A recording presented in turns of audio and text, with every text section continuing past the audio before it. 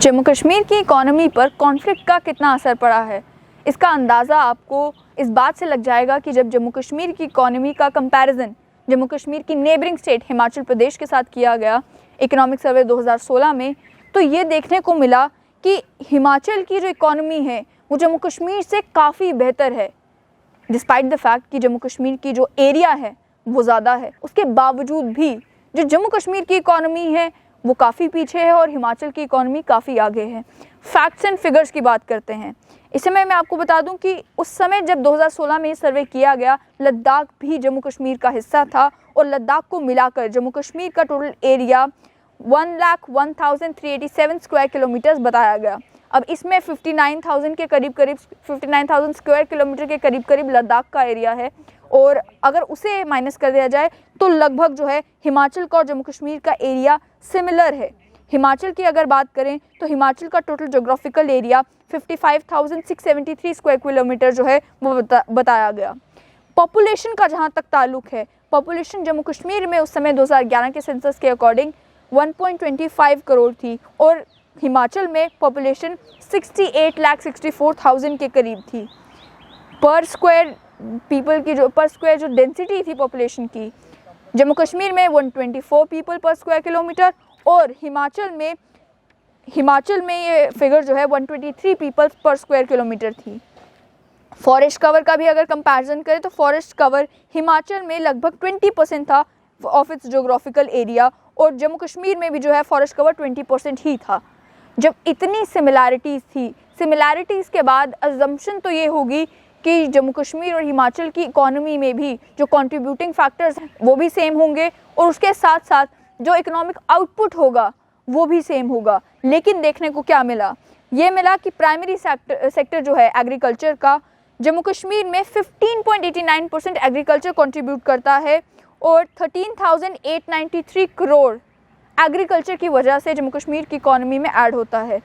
वहीं अगर बात करें हिमाचल प्रदेश की, हिमाचल प्रदेश में 15.44% जो है वो एग्रीकल्चर कंट्रीब्यूट करता है और साथ ही में सेकेंडरी सेक्टर की बात करें तो सेकेंडरी सेक्टर में भी जम्मू कश्मीर में 27% कंट्रीब्यूशन है इंडस्ट्रीज़ का और हिमाचल में 39.70% कंट्रीब्यूशन है इंडस्ट्रीज़ का हिमाचल की इकॉनमी में। टर्शरी सेक्टर सर्विसेज की अगर बात की जाए तो सर्विसेज में जम्मू कश्मीर हिमाचल से आगे है। 57% कंट्रीब्यूशन जो है वो टर्शरी सेक्टर में जम्मू कश्मीर में है, जम्मू कश्मीर की इकॉनमी में, और वहीं हिमाचल में 44.86% जो है टर्शरी सर्विस सेक्टर जो है कंट्रीब्यूट करता है हिमाचल की इकॉनमी में। अब जब कंपैरिजन ड्रॉ किया गया कि जम्मू कश्मीर में और हिमाचल प्रदेश में ग्रॉस डोमेस्टिक प्रोडक्ट और नेट डोमेस्टिक प्रोडक्ट में कितना डिफरेंस है, तो ये देखने को मिला कि जहाँ तक बात आती है ग्रॉस स्टेट डोमेस्टिक प्रोडक्ट की, जम्मू कश्मीर का gross state domestic product 4,123 crore कम है हिमाचल प्रदेश से। नेट स्टेट डोमेस्टिक प्रोडक्ट की बात की जाए 2,263 करोड़ कम है हिमाचल प्रदेश से और per capita net state domestic product की बात की जाए तो वो 54,119 रुपीज़ कम है हिमाचल प्रदेश से। यानी कि स्टैंडर्ड ऑफ लिविंग हो, प्रोडक्टिविटी हो या फिर जो टोटल आउटपुट प्रोड्यूस किया जा रहा है जम्मू कश्मीर में, सभी सेक्टर्स को मिलाकर, चाहे वो प्राइमरी हो, सेकेंडरी हो, टर्शरी हो, वो हिमाचल प्रदेश से कम है।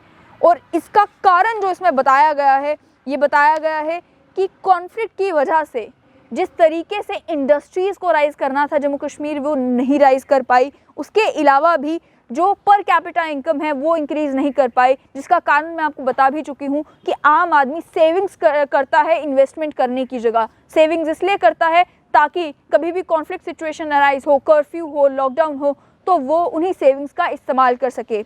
ये भी बताया गया इसमें कि हिमाचल प्रदेश का जो ग्रोथ रेट है वो 7.72% इंक्रीज़ हुआ है पिछले साल से और जो जम्मू कश्मीर का ग्रोथ रेट है वो 7.79% इम्प्रूव हुआ है 2014-15 में। उसके बावजूद भी ये देखने को मिलता है कि कितना डिस्टिंक्शन जो है वो जम्मू कश्मीर में और हिमाचल प्रदेश के बीच में है।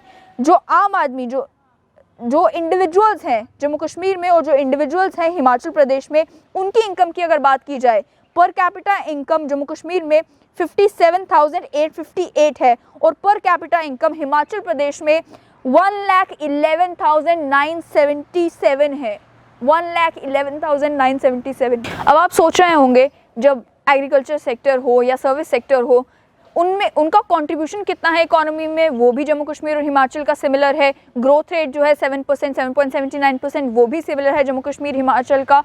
तो फिर इतनी डिस्पैरिटी क्यों ग्रॉस स्टेट डोमेस्टिक प्रोडक्ट में, नेट स्टेट डोमेस्टिक प्रोडक्ट में और पर कैपिटा इनकम में इतनी डिस्पैरिटी क्यों?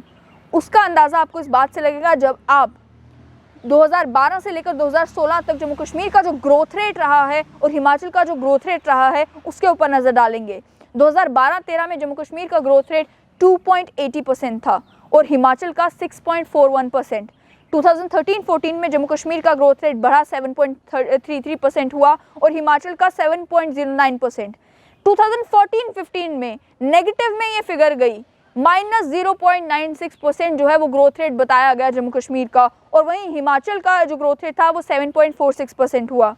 2015-16 में जंप बैक किया जम्मू कश्मीर की इकोनॉमी ने और 7.79% ग्रोथ रेट बताया गया। हिमाचल में ये फिगर 7.72% थी।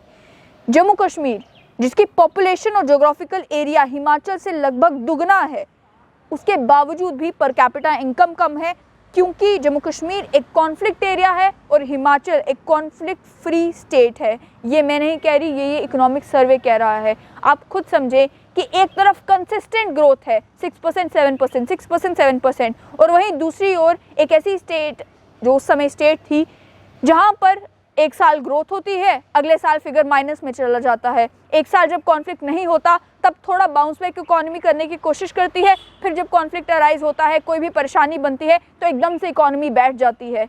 ऐसी सिचुएशन में पॉसिबल नहीं था जम्मू कश्मीर के लिए कि वो अपनी इकोनॉमी को इतना स्ट्रेंथन कर पाती कि वो हिमाचल प्रदेश जहाँ की population geographical area Jammu Kashmir से लगभग आधा है, उसके साथ भी वो कम्पीट कर पाती। ये जम्मू कश्मीर की इकोनॉमी का 2016 का सर्वे बताता है। बस क्लोजिंग कर दी थी मैंने।